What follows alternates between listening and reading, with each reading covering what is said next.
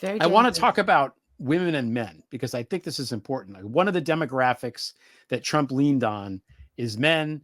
There was Latino men, certainly. But I want to talk about young men, right? It's just young, like Gen Z, new voter, 20 something, whatever men were a big pickup for him.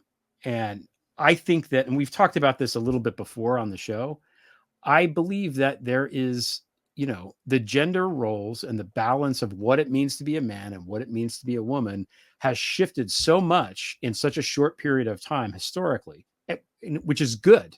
We want that. We want equality. But men are confused. A lot of men are confused because they don't know what the fuck how they're supposed to be. And that confusion is magnified by sexual fluidity now, which happens a lot with that generation, especially, and all that complicating factors. Right? It's all confusing. It's very confusing to people, and the bad guys know this. They know this. They know who to target. They target these men specifically, and they throw at them these models of manhood like Andrew Tate and fucking the Jordan Peterson and Rogan and these other idiots as these sort of exemplars of real men. These are manly. This is what a man is, right? Right. And my thing is we have to get rid of the idea. There are two ideas. The first idea is we have to get rid of the idea and banish it forever that being gay and being a man is somehow being less of a man. It's just, Yeah. it's in there. It's That would be hardwired. really nice. It's going to be up to men to do that. So No, you guys I'm saying, get look, right on it. white men fucked this thing up. Everybody's like, let's Latin men and white women. No, white men fucked it up. Okay. So, well, let's Thank be you. clear on that. Okay. Yeah.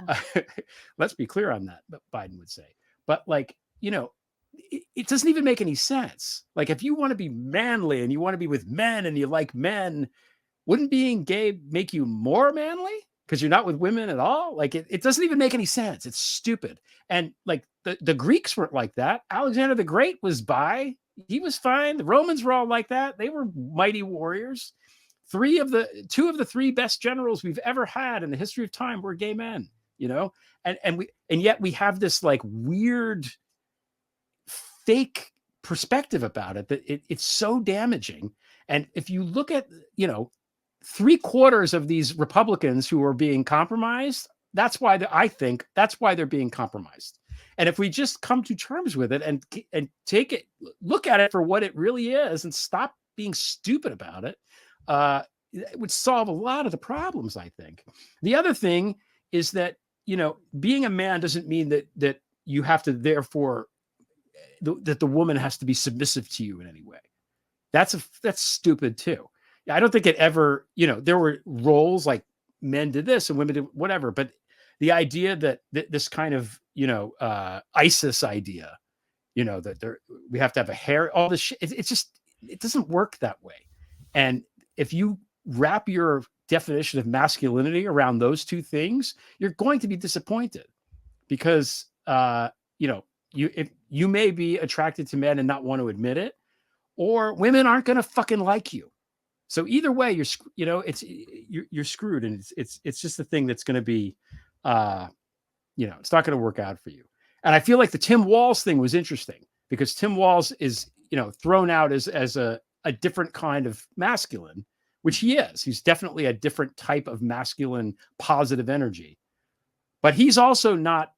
There's a lot of ways that he isn't traditional. Tucker Carlson was like, he's gay. No, he's not gay. He's just not traditional. You don't hit these dumb boxes in the way that other people do. And that, is complicated too. So I just wanted to get that off my chest because I think it's important. Thank and you. even when the fascist rule ends in 80 years, it's still going to be a problem.